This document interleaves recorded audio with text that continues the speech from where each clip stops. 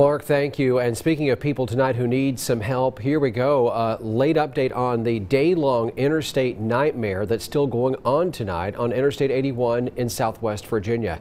Backups began on I-81 late this morning after a crash and a series of crashes actually around exit 19 in Abingdon. Well, tonight, some continue to wait for help, and we're hearing about people running low on fuel. Now, we do have some video from earlier. This is just some perspective for you. Around 3 o'clock this afternoon, there were lines of traffic that went down the interstate in Bristol, Virginia. Tonight, that live view continuing there. Jordan Moore has been monitoring traffic conditions in the Twin Cities all night, specifically with the focus on what's happening on I-81. She's at exit 5 in Bristol, Virginia with the latest on what drivers are enduring. Jordan?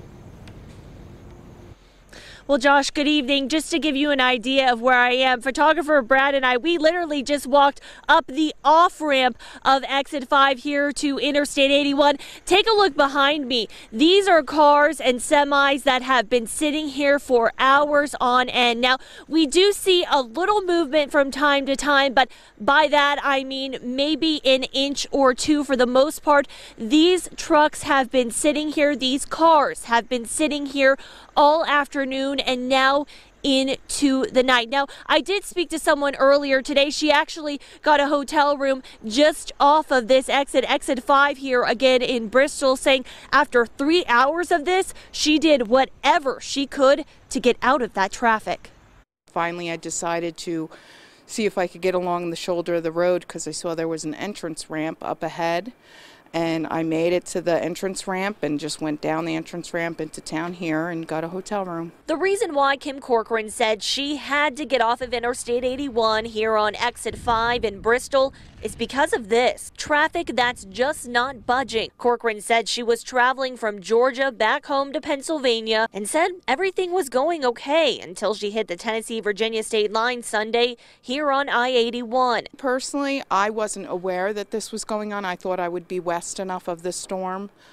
So I wasn't aware that this was the situation. Otherwise, I never would have came 81. Public Information Officer with Virginia State Police Corinne Geller said they warned drivers to stay off the roads unless it was an emergency. If you don't have to travel, then don't. It's the safest guarantee you have that you won't get your vehicle stuck, you won't slide off the roadway, or you won't be involved in a crash. And when the snow started falling and fast Sunday morning, she said that's where the problem started. And as vehicles continued to try to make their way through the treacherous road conditions, they began sliding off the road and in some cases into one another and just becoming stuck. As more vehicles become stuck on the highway, we've got to limit the vehicles moving through for the safety of those vehicles that are stuck and for the safety of the crews. And as we head into these overnight hours, state police and other officials are asking drivers once more to stay home if at all possible. So even though you might get through one stopgap on Interstate 81, we still have other same situations where we've got vehicles getting stuck and vehicles getting involved in crashes. So there's no guarantee that it's clear sailing the rest of the way on Interstate 81.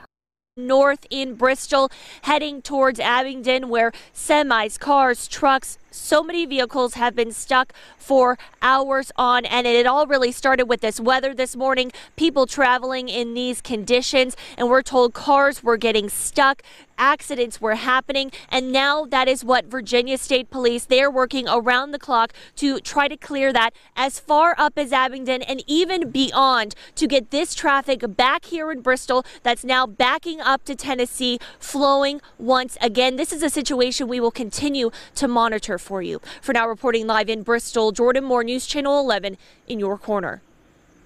Jordan, thank you.